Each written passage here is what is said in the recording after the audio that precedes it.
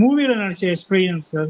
குறிப்பா வந்து ரஞ்சித் கூட வந்து இந்த கிழக்கு வீதி ஏதோ ஒரு படத்துல நீங்க நடிச்சிருப்பீங்க. கெஸ்ட் ரோல் மாரி பண்ணியிருப்பீங்க. கஸ்தூரி ராஜா இதுல டைரக்ஷன்ல வந்து கடைசியா ஒரு குஷ்புவோட பேரா ஒரு குஷ்புவோட பேரா குஷ்புவோட பேரா நடிச்சிருக்காங்க. அது வேறயா? பாவம் சார் அவங்க. அவங்க எவ்வளோ சூப்பர் ஸ்டார். அவங்க தான் ஃபர்ஸ்ட் ஃபீமேல் சூப்பர் ஸ்டார்.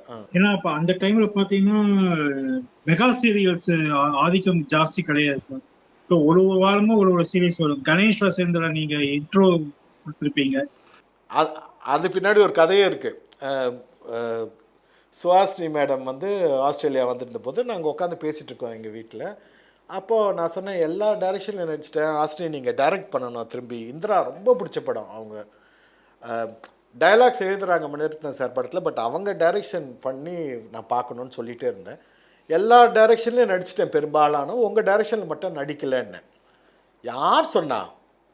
என் டைரெக்ஷனில் கணேஷ் வசந்த் ஆக்டட் அப்படின்னு சொல்லிட்டு இந்தியா போயிட்டு தேடி கண்டுபிடிச்சி ஃபோட்டோ அமிச்சாங்க எனக்கு. செட்டில் அவங்க எனக்கும் சுரேஷ்க்கு எக்ஸ்பிளைன் பண்ணுறது, சீன் எக்ஸ்பிளைன் பண்ணுறது. ஃபுட் ரிவ்யூவோட எடுக்கிற ஐடியா எப்படி சார் வந்தது? ஃபுட் ரிவ்யூஸ் படம் எடுக்கிறது எவ்வளோ கஷ்டம்னு நமக்கு தெரியும். ஆனால் அது உட்காந்த இடத்துல விமர்சனம் பண்ணலாம். அந்த மாதிரி சமைக்கிறது எதுவானாலும் விமர்சனம் ஈஸி தானே. சாப்பிட்றதும் பிடிக்கும், அதை பற்றி குறை சொல்கிறதும் பிடிக்கும்னா விடுவேனா, அதான் செஞ்சேன்.